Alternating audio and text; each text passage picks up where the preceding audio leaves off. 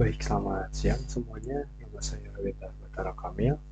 Saya di sini akan memberikan video sedikit penjelasan singkat mengenai 5 materi yang telah saya pelajari untuk eh, sebagai video ulangan akhir semester saya. Yang pertama adalah binary search.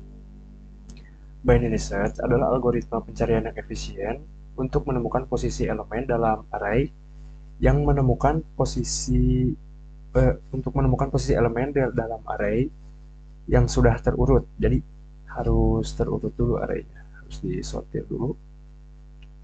Algoritma ini bekerja dengan membagi array menjadi dua bagian pada setiap langkah. Fungsinya eh, adalah untuk digunakan untuk mencari elemen dalam array terurut secara cepat. Untuk cara kerjanya adalah pertama-tama binary search ini akan menemukan elemen tengah, lalu membandingkan elemen tengah dengan targetnya. Jika sama, pencariannya selesai. Jika target lebih kecil, cari ke bagian kiri, dan jika target lebih besar, maka akan mencari ke array bagian kanan. Lalu ini akan diulangi sampai elemen ditemukan atau sampai arraynya habis. Dan untuk contoh fungsinya seperti ini. Nah, target kita telah ditemukan pada indeks 3. Target di sini adalah angka 7 dan indeks ketiga adalah di sini. Bisa dilihat 0, 1, 2, 3 ya. Target kita ada di array indeks ketiga gitu. Lalu langsung kita lanjut ke bubble sort. Bubble sort adalah algoritma pengurutan yang sangat sederhana. Algoritma ini bekerja dengan membandingkan elemen berdekatan dan menukarnya jika berada dalam urutan yang salah. Proses ini diulang hingga array terurut ya. Fungsinya adalah bisa digunakan untuk mengurutkan elemen dalam array. Dan untuk cara kerjanya membandingkan elemen pertama dengan elemen berikutnya. Lalu akan ditukar jika elemen pertama lebih besar dari elemen yang selanjutnya. Dan proses ini akan terulang terus untuk setiap pasangan elemen hingga tidak ada lagi elemen yang perlu ditukar. Jadi angka yang lebih kecil akan ditukar dengan angka yang lebih besar dan seterusnya.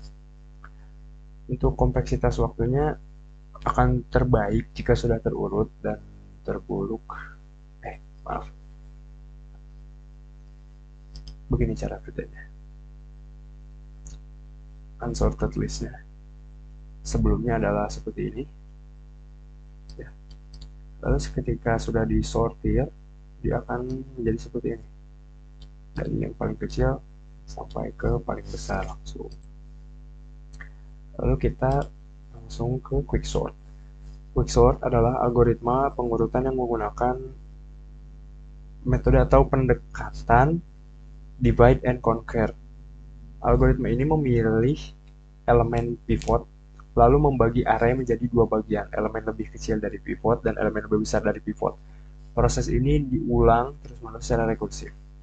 Dan fungsinya bisa untuk digunakan untuk mengurutkan data secara efisien.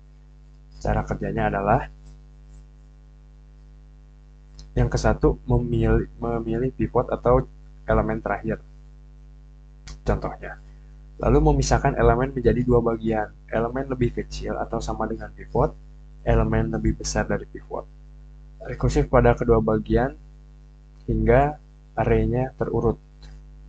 Lalu cara kerjanya seperti ini contohnya. Ya, ini hasil dari sort case-nya 1, 3, 5, 7, 8, 9, 10. Yang belum sebelum sortnya adalah 10, 7, 8, jadi seperti ini mengacak ya. Tapi setelahnya langsung jadi 1, 3 seperti ini.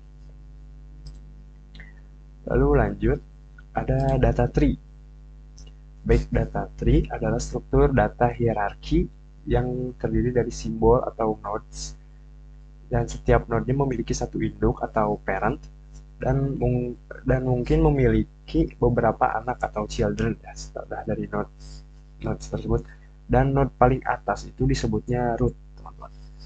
Dan fungsinya, data tree ini bisa digunakan untuk merepresentasikan data hierarki seperti struktur folder atau pohon keputusan atau folder subfolder dan lain-lain ya.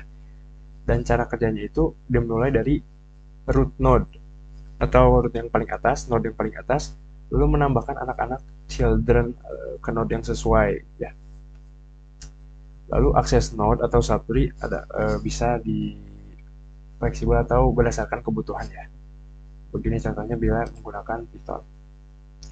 Ya, tree structure root atau yang paling atas, child 1, child 11, child 1.2, lalu pindah lagi child kedua, lalu child 2 itu ada 2.1 dan bisa terus menerus bercabang sampai seberapa pun yang kita butuhkan.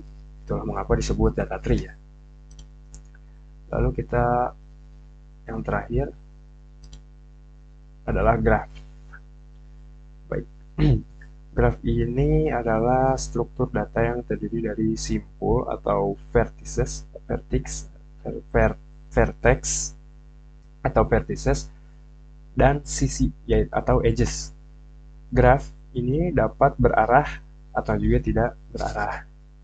Dan fungsi dari graph ini adalah untuk mempresentasikan hubungan atau koneksi antara objek seperti jaringan jalan atau hubungan sosial antara objek.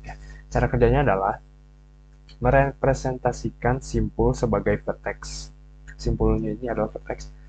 Lalu dihubungkan simpul dengan sisi atau edge. Jadi vertex ini akan dihubungkan oleh suatu simpul atau sisi yang disebut edge.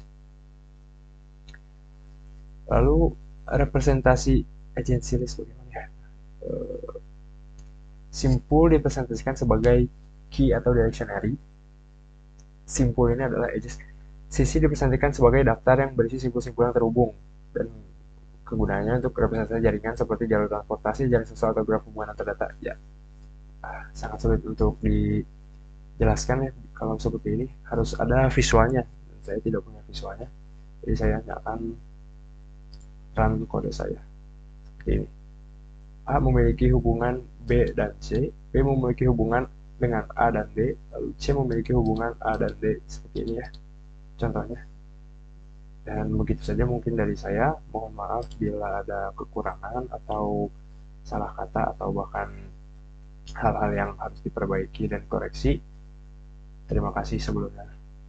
Selamat malam, selamat siang, dan selamat pagi.